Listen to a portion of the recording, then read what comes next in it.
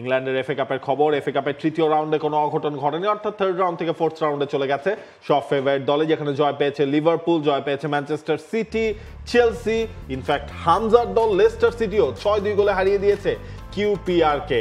এর মধ্যে তো কোনো অঘটন নাই। কোন ম্যাচ দিয়ে আসলে আনন্দ? একদম ছোট করে আমরা কথাটা শুরু করব। অঘটনের কথা যেহেতু বলছেন, একটা অঘটন ঘটেছে, সেটা টেকনিক্যালি এই ইয়াতের মধ্যে নেই। ব্রেন্টফোর্ড হেরে গেছে প্লাইমাউথ আর্গাইলের কাছে। যে প্লাইমাউথ আর্গাইলের কোচ ছিলেন ওয়েইন রুনি, তাকে স্যাক করা হয়েছে।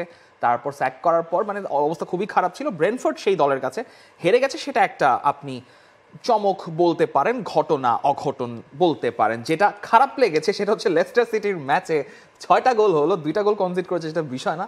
হামজা চৌধুরীর নামে তাকে তো আসলে সাবে রাখা হয়েছিল, চেঞ্জটা করানো মানে দেখতে পারলে ভালোই লাগতো। হামজা চৌধুরী মাঠে নামছেন, একটা জয় পেলে পাচ্ছেন, খুবই চমৎকার একটা ব্যাপার লাগতো। লিভারপুলের ম্যাচে, লিভারপুল অ্যাক্রিংটনের ম্যাচে কোনো ধরনেরও কোনো সুযোগ পায়নি অ্যাক্রিংটন, এবং ট্রেন্ট আলেকজান্ডার আর্নল্ডের একটা সিগনেচার ম্যাচ যেটা গতকালকে দেখা গেছে।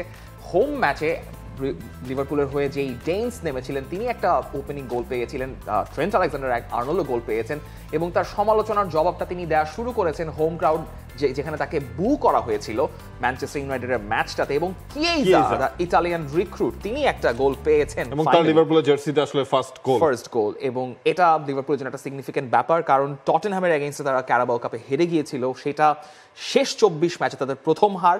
সেখান থেকে এই মোমেন্টামটা উইন করাটা খুব দরকার ছিল।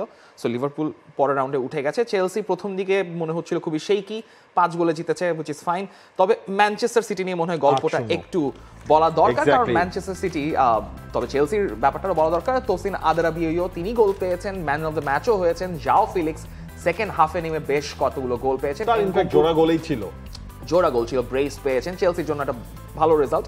এফএ কাপে এই মোর ক্যাম্পের সঙ্গে খুব একটা চ্যালেঞ্জ ফেস করার কথা ছিল না। তবে যেটা বলছিলাম, ম্যানচেস্টার সিটি জন্য একটা স্টেটমেন্ট উইন, যেটাই তারা থাকুক না কেন, তাদের ফর্ম, রান অফ ফর্ম সবকিছু মিলে একটা দুর্দান্ত রেজাল্ট। ম্যাকেটি তিনি তার ক্যারিয়ারের প্রথম হ্যাটট্রিকটা করেছেন, স্কোর শিটে ডোকু নাম তুলেছেন, গ্রিলিশ ফাইনালি তিনি স্কোর শিটে ম্যানচেস্টার সিটির হয়ে নাম তুলতে পেরেছেন। এই পেপ গার্দিওলাকেই হয়তো সিটি ফ্যানরা দেখতে চান। তবে আই থিঙ্ক আমরা কি আসল ঘটনায় ঢুকে তো যাওয়া উচিত মনে হচ্ছে। এই জায়গাটা আসলে ম্যানচেস্টার সিটির জন্য, ওই যে বললেন না, একটা স্টেটমেন্ট উইন। এবং ম্যানচেস্টার সিটি আসলে কোন দলকে হারলো? হ্যাঁ, তারা হচ্ছে স্যালফোর্ড। এই দলকে নিয়ে খুব বেশি আলোচনা না হলেও এই দলের মালিক হচ্ছেন কারা? ডেভিড বেকহাম, পল স্কোলস, রায়ান গিগস, মানে হচ্ছে ইংল্যান্ডের সব লেজেন্ডারি ফুটবলারদের এই দলটা আসলে তারা সামলাচ্ছেন। বেসিক্যালি হচ্ছে ক্লাস অফ 92 যারা ম্যানচেস্টার ইউনাইটেড, সেই ক্লাসের যাদের ওনারশিপ রয়েছে তাদেরকে হারিয়ে দিয়ে ম্যানচেস্টার সিটি বললো যে না ঠিক আছে, হুজ দ্য বস, 8-0 গোলে। এবং এই স্যালফোর্ড তো লাস্ট 6 ম্যাচে ইনফ্যাক্ট হচ্ছে তারা কোনো গোলই কনসিড করেনি। ফাইনালি তাদেরকে